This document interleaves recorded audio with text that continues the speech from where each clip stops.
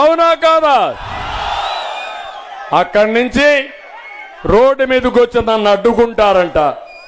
పేపర్లో స్టేట్మెంట్ ఇస్తారు, నన్ను అడ్డుకున్నాడు పైకి అయిపోతాడు. మళ్ళా గుర్తుపెట్టుకోవాలి వీళ్ళంతా.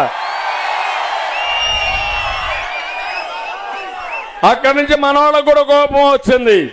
మా నాయకుడిని అడ్డుకుంటారేంటి, మీరు అడ్డుకోవడానికి వీలు లేదని మన వాళ్ళు కూడా రోడ్డు మీదకి వచ్చారు. రోడ్డు మీదకి వస్తే ఏం చేసి ఉండాలి? ఎస్పీ ఇద్దరిని పంపించాలా? ముందు నేను వచ్చాను, ఇక్కడ మీరు మీటింగ్ పెట్టుకున్నారు. నేను ఇక్కడ మీటింగ్ పెడితే వైఎస్ఆర్ కాంగ్రెస్ వాళ్ళు ఇక్కడ వచ్చి మీటింగ్ పెడతాడు. ఒప్పుకుంటామా తమ్ముళ్ళు? న్యాయమాది, న్యాయమాది. ఎస్పీ నీకు తెలియదా ఇది? ఏం చేశావు? ఎక్కడున్నావు నువ్వు? అంటే నా పైన దాడి చేయించాలనుకున్నావా? నన్ను చంపేయాలనుకుంటున్నావు నువ్వు? అనుకుంటున్నావని అడుగుతున్నా ఎస్పీని.